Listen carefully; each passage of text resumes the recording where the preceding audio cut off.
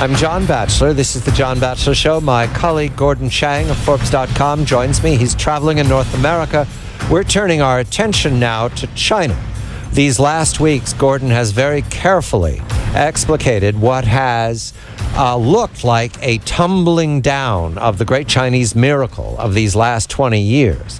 We're joined by Patrick Chovanec of Silvercrest Asset Management because there is a blog up, and I want to start with throwing this on the table, gentlemen. There's a blog up at China Real Time. This is from the Wall Street Journal. The blog starts off controversially by saying China's economic momentum has been faltering. Nice concession. But economists forecast early data releases for July suggest growth stabilized last month in July. China watchers anxiously awaiting official data on growth, inflation, and lending that come out later this month. Patrick, a very good evening to you. They're watching for stabilization. How? Why? What has stabilized it? Are they printing more money? Good evening to you, Patrick.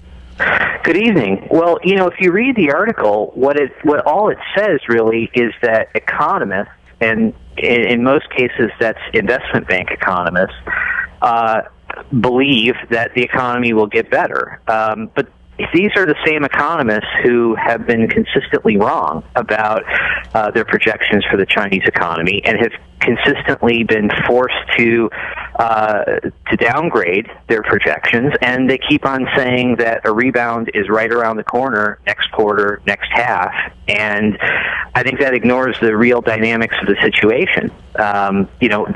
What they're not explaining is what changes to make is. I mean, what do we mean by try to stabilize things? Does it mean open the floodgates to more money, and in particular more money to bolster infrastructure investments or local government projects that yes will boost GDP in the sense that any spending money racks up a GDP total, but creates a bigger problem down the line. I mean, I think though the big dilemma that they have, and this became evident in the first quarter of this year and continued to grow in the second quarter, is that the old trick of releasing more and more liquidity, more and more cash, more and more lending into the system just wasn't producing the same kind of bump that they were used to getting.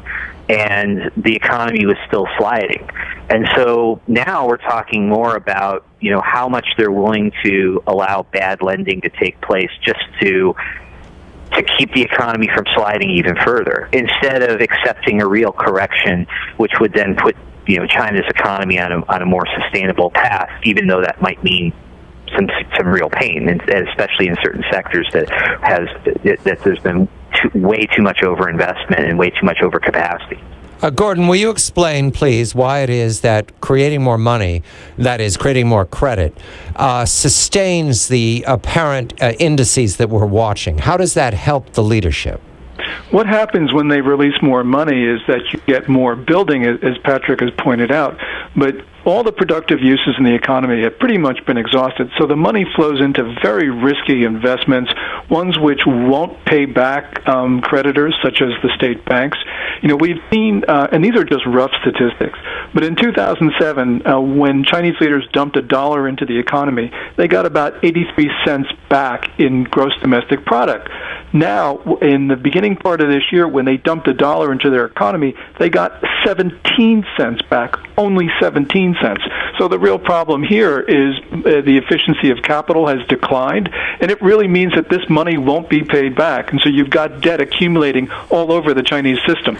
Patrick, I want to try how the best case scenario, I read from the blog at China Real Time, a return to rapidly rising prices in the property sector should spur more construction, which will help prevent China's growth falling further in the short term. What's wrong with that equation, Patrick? Well, in the short term, sure, if you build lots of stuff, it gets added up as GDP, and I suppose that gives you better numbers. But if what you're doing is you're creating empty buildings, or buildings that are priced way too high for people to live in, or empty malls, then you're not really creating any real wealth. You're creating a bigger problem down the line, and the down the line actually means kind of now. So you were mentioning, how does liquidity solve the problem? Well, if I can pay my bills today, I don't have to declare bankruptcy even if I'm insolvent, as long as I could just pay the bills as they appear. But, in a sense, that's a recipe for going, even deeper and deeper into trouble. Gordon? Yeah, Patrick, I think that's very important that we look at this whole thing about there eventually has to be an adjustment. The question is, when will it be and how big the adjustment? And, you have pointed out very early on, alerting the world to these problems. It seems to me that Chinese leaders have not really changed their mentality on this, have they? No, it's interesting. I think maybe at a very top level, Premier Li Keqiang frequently says that China desperately needs to change its economic model, that real reforms are necessary, that stimulus cannot sustain the economy, that there's going to be real pain. But, he's one person. He's not necessarily the real decision maker. He's not the real decision maker in China. And, without expending a lot of political capital to make this happen, to take on entrenched interests, to shake things up, there was just a report out just the other day that the World Bank was considering issuing some recommendations that really would shake up the Chinese economy, including perhaps privatizing one of the large state-owned banks. Now, it's interesting. I mean, Li Keqiang has worked closely with the World Bank in the past to sort of come up with reform proposals. I don't know whether that was a reflection of him trying to push for maybe some outside World Bank weighing in, but what it really shows, though, is what an uphill climb reformers really have in pushing through anything that will meaningfully change the direction of the Chinese economy. Gordon, the HSBC number that we spoke of last week, falling to 47.7, creating more credit doesn't help that number, does it, Gordon? That's not going to go up because they print money. No, you're absolutely right about that, John. That is the outlook for manufacturing, and whether the export industries or industries producing for the local market. HSBC's Purchasing Managers Index is more skewed to the local the smaller companies and export-oriented ones. They're certainly not going to be helped by more credit floating around the economy. This is going to help maybe the state enterprises, the big companies, but certainly not the ones that have been the most productive over the last 30 years. And Patrick, creating more GDP with more transparent buildings, that doesn't reverse the HSBC slide. That continues.